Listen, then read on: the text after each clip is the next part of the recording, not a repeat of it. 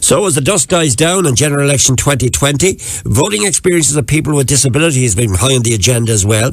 Vivian is a wheelchair user and he's asked others for their experiences on voting with disability. Vivian joins me from Kilmuckridge. Good morning to you, Vivian. It's Vivian Rath. How are you? Good morning, Alan. How are you? So, Vivian, your experience of voting this year, what was it like? Yes, Alan. I faced barriers to voting like many other people with disabilities in the elections this year. As you know, and for your listeners, I'm a person with a disability and I use 2 walking sticks and a mobility scooter, and I'm not as tall, say, as the average person. So I would need what is known as an accessible polling booth, which is lower down, but would allow me to vote in secret. It may also be a little wider than the average, so I can use my mobility scooter to sit on and then to scoot in beside it to undertake my vote in secret. But unfortunately, that wasn't available to me, and I suppose what the frustrating thing is that before the elections, I would have made the returning officer in Wexford aware of this need, so that I could vote in secret. But I did this. I made them aware because of my experience of voting in the by-election in December or in November, when I was actually forced to vote at a table in front of everybody as they streamed in and out. Now, we are... Where was this, Vivian? Where were you forced to vote at the table? Sorry, I'm based in Kilmuckridge. Right. So that would be the Kilmuckridge is its own electoral area now. But I think Sorry, can I stop you for a second? Because you've just given me... Yeah. So the by-election came recently. You went in to vote. You've talked about the disability you have. And you found yourself voting in full view of people as they were coming in? Yes, I was expected to vote. People with disabilities who use, say, a wheelchair, or maybe who may have difficulties with mobility, cannot, and who may not be able to stand at the what I would describe as larger polling booths, are expected to vote at a table. So the result is that you're sitting at an open table and people are streaming in and out. In that particular case, at the by-election, that's what happened. Now, let me be very clear here, Alan, that the staff in my polling station were absolutely lovely in this election, and as the other way, and staff awareness of disability has certainly increased. And they worked with me to make an ad hoc arrangement during this election where I voted out in the side hall. So I left the room. And the table was set up outside the room. Sorry, I'm not sure. Is that for the general election? That's what happened? That's for the general election. Okay, all right. Correct. I'm with you again now. Yeah, I'm sorry. Yeah, so for the general election, that's what happened. But the fact is, Alan, I don't want ad hoc arrangements. I want my rights. I don't want to have to be asking for favours. And I want to be able to vote in secret, just the same as every other voter in the population. So you complimented the staff. You exonerate them because it's not the staff, it's the system that you have to operate in currently. So you had no shield around you then. You were voting as the people were coming in, despite the best intentions of the staff, who you've loudly praised. You had no shield around you. You had no privacy when you were voting in the by-election. In the by-election, that's absolutely right. And in the general election, you were in an annex, in a side room. Had you got privacy there? It was just a table. Now, I suppose anybody could have walked in or out, but I had more privacy. I certainly had more privacy than I would have had during the by-election. But Alan, when I raised this issue on social media, what actually happened was there was an avalanche of comments and people messaging me privately to tell me of their experiences. Share some. You don't have to name names, but just share some of the experiences. What did they tell you? You shared your experience in detail. So what were people, was this around County Wexford or around the country that responded to you? It was both Wexford and all across the county, or the country. So for instance, there was one gentleman in Waterford, our neighbour, who actually had to vote in his car, because his polling station was totally inaccessible. So he couldn't enter his polling station.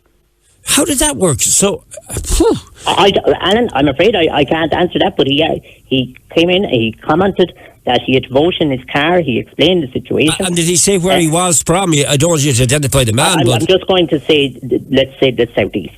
But Waterford, is the county. Is in County of Waterford. So this man in County Waterford living with disability, they brought the voting paper out to him, and he voted in his car.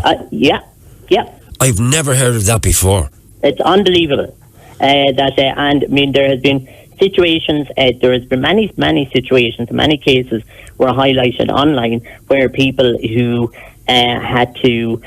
Who also couldn't vote in secret, so they didn't have access to accessible polling booths.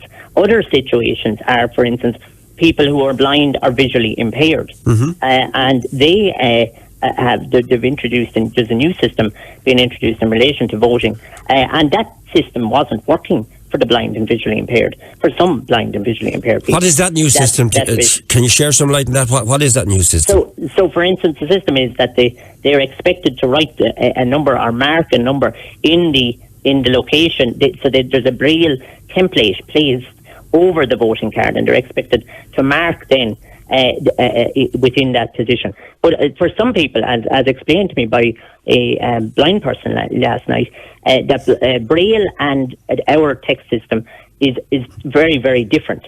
So the many of them found it very, very difficult.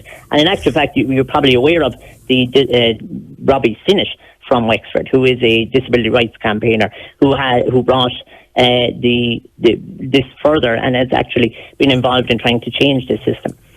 So that didn't work for a lot of people. Lily has just texted me there. She says, Alan, it's the same in Adamstown. People in wheelchairs just voted at a table in full view of everyone. I think that's absolutely shocking. I mean, yeah.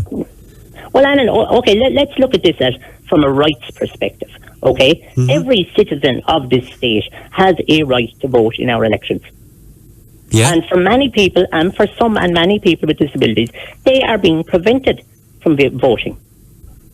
Yeah. Because of inaccessible polling stations. There was a report conducted by the Department of Local Government and the Franchise Department, and they found that over 90 polling stations were inaccessible, as in you could not get in because they were inaccessible. If we take this to another level, let's just look at the UNCRPD, which is the United Nations Convention on the Rights of Persons with Disabilities.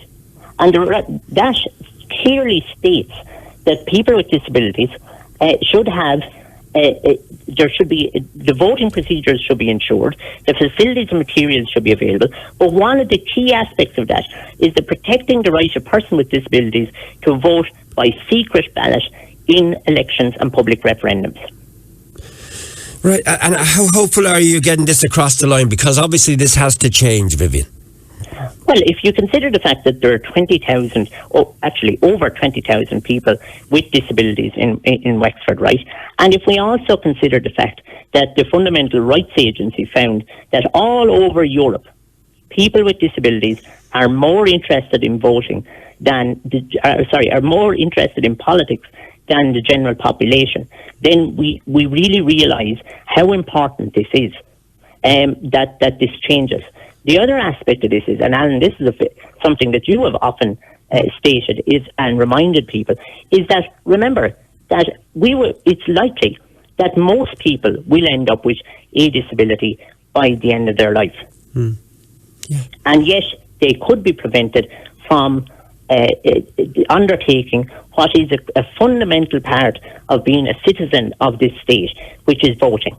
Would it be possible, would it be feasible, are you campaigning for what do we call a wheelchair-friendly voting booth? Because if you look at the booths themselves, they don't seem to be made up of a lot of... They do give you privacy. When I went to vote, you had privacy. There was a shield, there was a screen, no one looking over your shoulder. Would it be possible to build wheelchair-friendly booths, or do you think that is that just... Alan, yeah, they exist. They exist? If you go back to the footage of the Taoiseach, Leo Varadkar, formerly Taoiseach, or still is Taoiseach at the moment, if you go back to the footage of him voting, you will see an accessible polling booth behind him. Yeah, Okay, so you would like to see more of these booths in County Wexford? Yeah, absolutely right. What I want, Alan, is I want a fully accessible electoral system, and to ensure that people with disabilities can cast their vote the same as the general population with the required support. Two final comments, Vivian. Two final comments. Is there a complaints process for members of the public? Well, I mean, the complaints process that I'm aware of is that you contact the returning office. Now, one of the reasons that I ended up having to raise this on social media is that despite following the correct procedure is that you contact your returning office in advance of your election if you have an issue. And despite that, here I am today again raising this issue. Yeah. Let me also make people aware that I'm on the Irish Human Rights and Equality Commission, Disability Advisory Commission. Okay. I have raised this issue in advance there. I have also raised it with the ministerial departments. But here we are again at this election, and people with disabilities are facing Vivian, I have to conclude now for the moment, but just a comment has come in quite a lot on our text line about the postal vote. If you are living with a disability entitled to a postal vote, you're aware of that. Obviously, it doesn't need me to tell you that, but I think you still want to exercise your right to go to the polling booth, which you should be entitled to do as well. Alan, one of the difficulties that has been raised with me around the polling voting via postal vote is firstly that you have to have registered for that way in advance of the elections, maybe way in advance of the elections being called. Okay. The second issue with that is that you must have sent that back 10 days in advance of the election. Now, you and I and all the general public know that most of us only make our decision on who we're going to vote for in the final week of the election. I see. I have to leave it there for the moment, Vivian. I promise you we'll follow up on it. As we've heard this morning, we could be back in the hustings a lot quicker than expected. Hopefully we won't be. Hopefully there'll be a bit of stability. But if it does arise again, we'll have ample time to let people know, to make people aware of what you've said. Thank you for taking our call this morning. Good morning. Thank you, Alan. Bye-bye now.